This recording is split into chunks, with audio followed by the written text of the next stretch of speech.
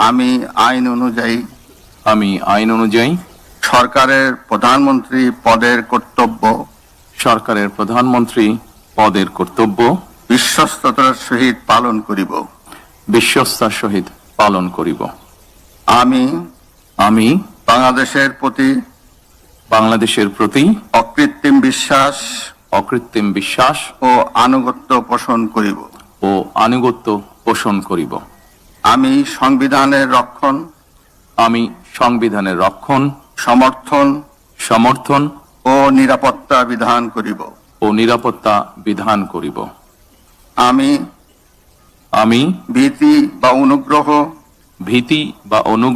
অনুরাগ বা বিরাগের বশবর্তী না হইয়া সকলের প্রতি আইন অনুযায়ী যথাবিহিত আচরণ করিব।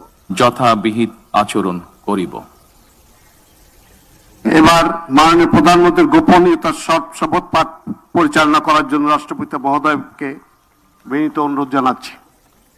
আমি তারেক রহমান সশস্ত্র চিত্রে শপথ করিতেছি যে সরকারের প্রধানমন্ত্রী রূপে যে সকল বিষয় আমার বিবেচনার জন্য আনিত হইবে বা যে সকল বিষয় আমি অবগত হইব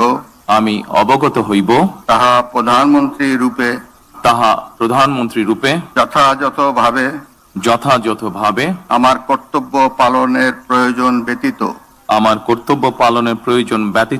প্রত্যক্ষ বা পরোক্ষভাবে কোনো ব্যক্তিকে জ্ঞাপন করিব না বা কোনো ব্যক্তির নিকট প্রকাশ করিব না। ধন্যবাদ।